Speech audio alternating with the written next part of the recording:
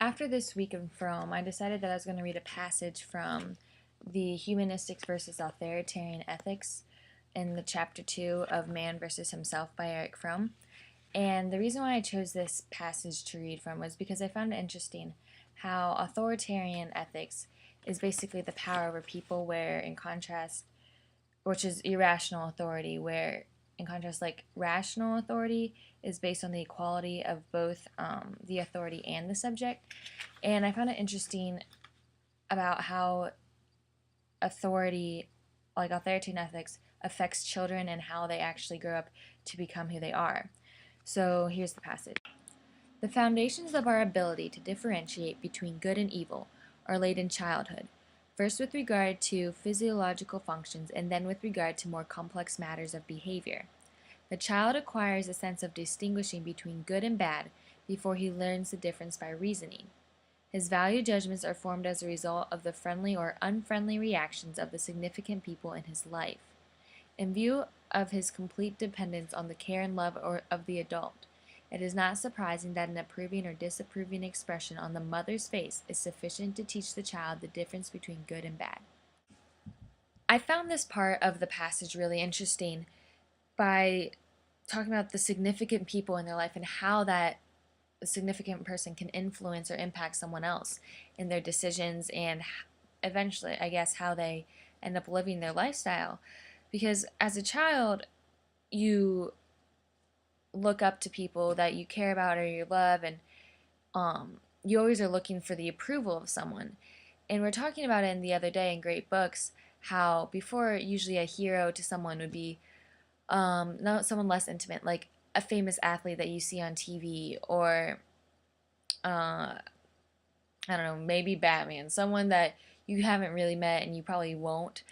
And the only information or close to relationship you get through them is what you read in books or what you see on TV.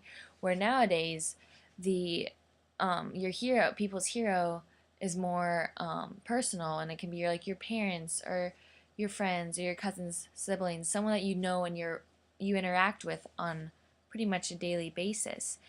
And as a child, and I've noticed in my life that the hardest thing for me to do is for someone that is with someone that I really love and I look up to.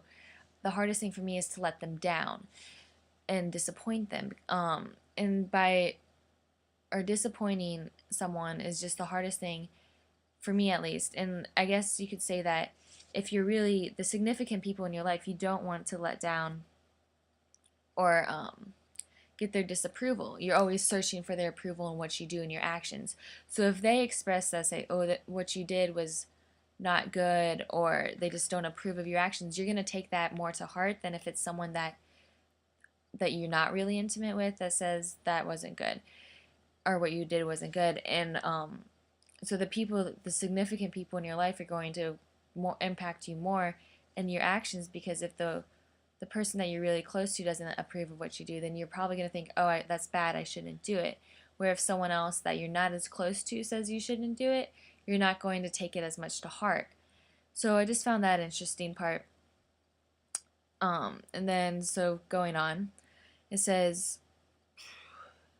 in school and in society, similar factors operate. Good is that for which one is praised, bad, that for which one is frowned upon or punished by social authorities or by the majority of one's fellow men. Indeed, the fear of disapproval and the need for approval seem to be the most powerful and almost exclusive motivation for ethical judgment. This intense emotional pressure prevents the child and later the adult from asking critically whether good in judgment means good for him or for the authority. The alternative in this respect becomes obvious if we consider value judgment with reference to things. So, and also in class, we started discussing about how do you maintain such strong opinions when you're given or told your beliefs. And as a child, the significant people in your life impose their beliefs on you.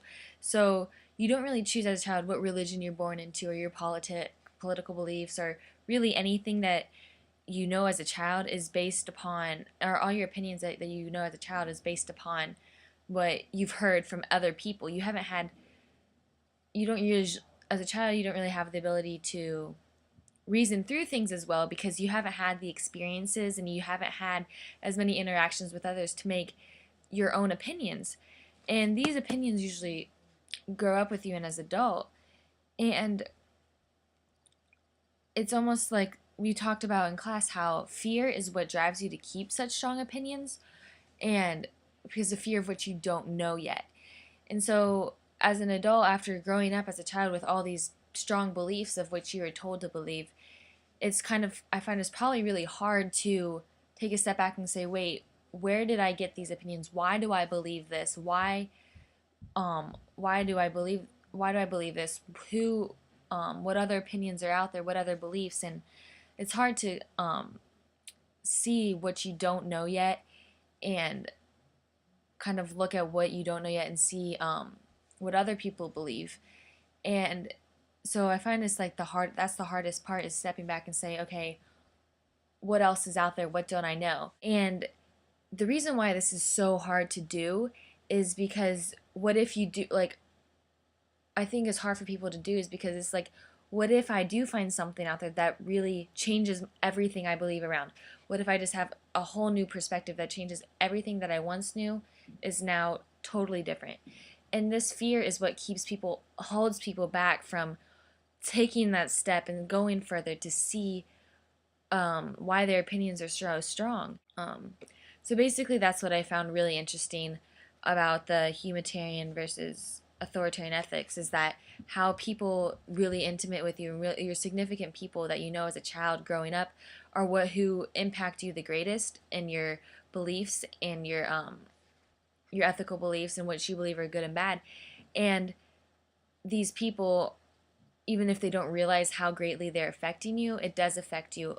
It does affect you as a child a lot.